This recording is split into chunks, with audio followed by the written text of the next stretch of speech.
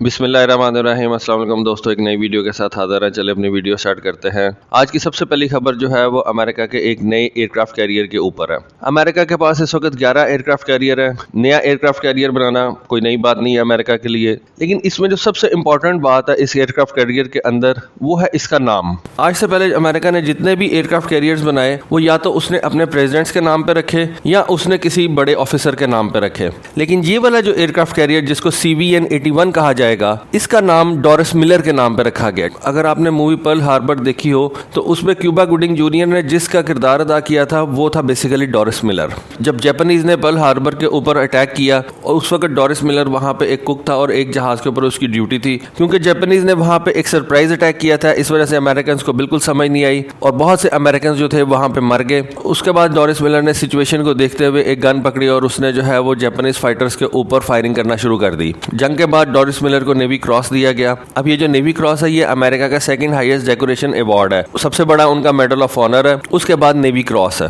अब ये जो नया एयरक्राफ्ट कैरियर अमेरिका बना रहा है इसको उन्होंने डोरिस मिलर का नाम दिया। डोरिस मिलर के ग्रेट नेफ्यू ने इसकी स्टील कटिंग का ऑर्डर दिया और ये जहाज अमेरिका की जेरल्ड आर फोर्ड क्लास का चौथा शिप होगा। और समझा ये जा रहा है कि ये जो डोरिस मिलर एयरक्राफ्ट कैरियर है ये अमेरिकन नेवी को 2032 के अंदर डिलीवर कर दिया जाएगा। 2021 के अंदर ये बनाना शुरू किया, 2032 के अंदर वो इसको डिलीवर करेंगे, यानी कि 11 साल जो है वो लगेंगे। यहाँ पे आप देखें कि 11 सालों के अंदर चाइना कितने एयरक्राफ्ट कैरियर बनाएगा, उससे आप समझ सकते हैं कि चाइना की शिप बिल्डिंग की स्पीड कितनी ज्यादा है। ये जस्ट एक बात मेरे ध्यान में आ गई, क्योंकि चाइना जितनी स्पीड से एयरक्राफ्ट कैरियर बिल्ड कर रहा है मेरा नहीं ख्याल इस वक्त दुनिया में कोई उसको मैच कर सकता। अच्छा, डोरिस मिलर के बारे में मैं आपको एक और बात बता दूं, इससे पहले एक डोरिस मिलर के नाम पे एक अमेरिका ने फ्रिगेट भी बनाया था।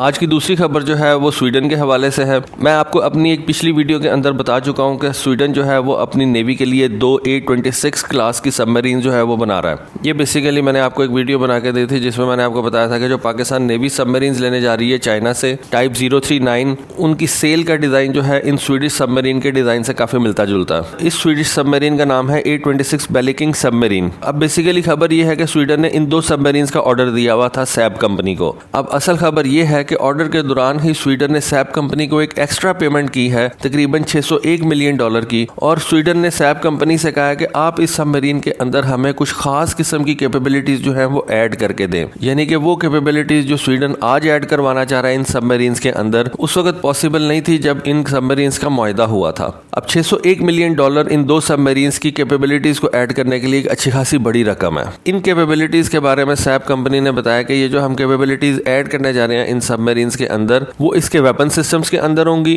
और इसके स्टेल्थ टेक्नोलॉजी को एनहांस करने के अंदर होंगी। स्वीडन का कहना यह है कि ये दुनिया की बेस्ट कन्वेंशनल सबमरीन होगी, यानी कि जैसे कि आपको पता है कि एक न्यूक्लियर सबमरीन होती है और एक कन्वेंशनल डीजल इलेक्ट्रिक सबमरीन होती है। ये जो सबमरीन है ये डीजल इलेक्ट्रिक सबमरीन है और स्वीडन का कहना यह है कि ये दुनिया की बेस्ट डीजल इलेक्ट्रिक सबमरीन होंगी। और वैसे माना भी यही जाता है कि स्वीडन की जो सबमरीन होती हैं वो दुनिया की बेस्ट सबमरीन होती हैं। अमेरिकन आर्मी के नए इलेक्ट्रॉनिक वॉरफेयर और एयरबॉर्न रिकॉनेसेंस जहाज ने अपनी फर्स्ट फ्लाइट जो है उसका कंडक्ट किया। ये जहाज बेसिकली L3 हैरिस टेक्नोलॉजीज के अंडर है। इस L3 हैरिस कंपनी की जिम्मेदारी है कि इस कंपनी ने इस जहाज के ऊपर इलेक्ट्रॉनिक वॉरफेयर इक्विपमेंट लगाना है और एयरबॉर्न रिकॉनेसेंस इक्विपमेंट लगाना है और इसको अमेरिकन आर्मी के लिए एक इंटेलिजेंस, सर्वेलेंस और रिकॉनेसेंस का प्लेटफॉर्म बनाना है। इस वक्त अमेरिकन आर्मी जो जहाज इस्तेमाल कर रही है वो बहुत ज्यादा पुराने हो चुके में हैं।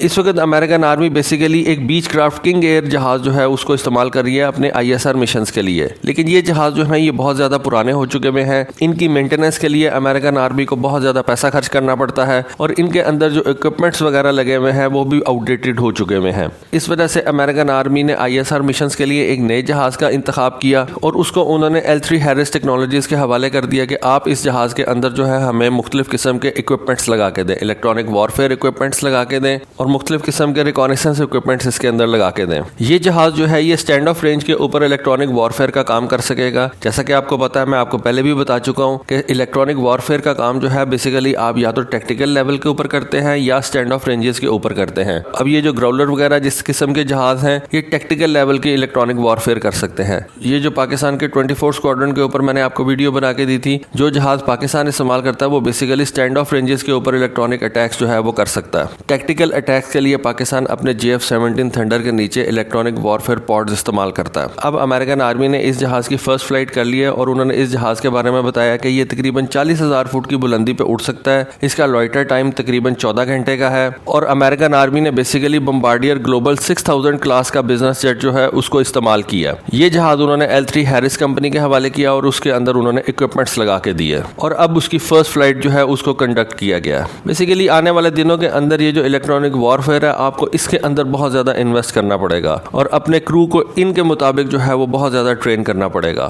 क्योंकि जिस कंट्री का इलेक्ट्रॉनिक अटैक वाला शोबा ज़्यादा मजबूत होगा वो एयर डोमिनेंस कर सकेगी।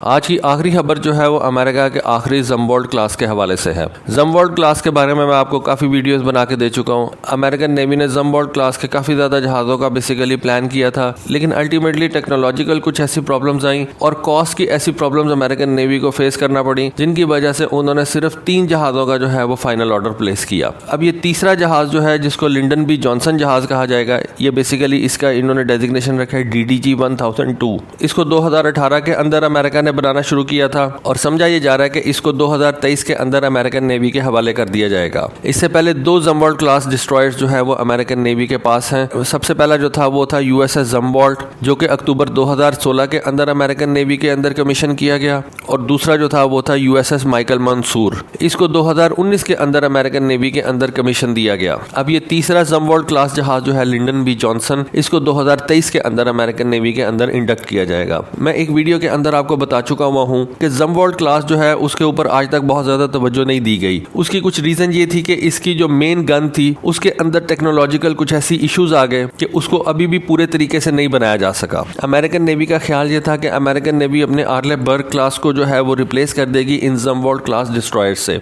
लेकिन अमेरिकन नेवी ऐसा नहीं कर सकी। और जम्बोल्ट क्लास क्योंकि एक तो एक्सपेंसिव भी थे और फिर टेक्नोलॉजिकली इनके अंदर कुछ ऐसी प्रॉब्लम्स आ गई कि उनको इस प्लान को जो है वो साइड पर रख देना पड़ा। लेकिन अमेरिकन नेवी ने इस जहाज को बिल्कुल स्क्रैप नहीं किया, इस जहाज को उन्होंने बनाया और अब रिसेंटली अमेरिकन नेवी ने ये डिसाइड किया है कि अमेरिकन नेवी अपने जो हाइपरसोनिक मिसाइल्स हैं वो इस जम्बोल्ट क्लास के ऊपर वो रखने जा रहे हैं। अब इस खबर के बाद इन जम्बोल्ट क्लास की जो अफादियत है, या आप कह सकते हैं कि जो इनकी इंपॉर्टेंस है वो बहुत ज्यादा बढ़ जाती है, क्योंकि अभी तो इन जहाज़ों के ऊपर कन्वेंशनल वेपन्स जो है आप लेके जा सकते हैं, जैसा कि आप इनके ऊपर टोमाहॉक क्रूज मिसाइल्स वगैरह लेके जा सकते हैं। लेकिन जब इन जहाज़ों के ऊपर हाइपरसोनिक वेपन्स आ जाएंगे तो फिर इनकी जो इंपॉर्टेंस है वो बहुत ज्यादा बढ़ जाएगी, अमेरिका के लिए भी और अमेरिकन एडवर्सरीज के लिए भी, क्योंकि फिर इनको हंट करना और इनके ऊपर नजर रखना अमेरिका के एडवर्सरीज के लिए बहुत ज्यादा इंपॉर्टेंट हो जाएगा। और आने वाले दिनों के अंदर जैसा कि आपको पता है कि अमेरिका अपने डिस्ट्रॉयर्स के ऊपर लेजर वेपन भी लगाने जा रहा है और बल्कि उसने लगाना शुरू कर दिए हैं, तो इस वजह से पॉसिबिलिटी ये है कि इन जम्बोल्ट क्लास के जहाज़ों के ऊपर भी अमेरिका लेजर वेपन्स को लगाए। और जब इन जहाज़ों के ऊपर लेजर वेपन्स और हाइपरसोनिक मिसाइल्स आ जाएंगे तो फिर ये जहाज जो है ये अमेरिकन नेवी का स्पीयर हेड बन जाएंगे। डिस्ट्रॉयर क्लास के जहाज हैं, काफी बड़े जहाज हैं, इनकी डिस्प्लेसमेंट तकरीबन 16,000 टन की है, बहुत बड़े जहाज हैं। हम अगर पाकिस्तान के हिसाब से देखें तो जो पाकिस्तान का इस वक्त जो सबसे बड़ा जहाज टाइप 054 आने वाला है उसकी डिस्प्लेसमेंट आप कह सकते हैं कि तकरीबन 4,000 टन की है,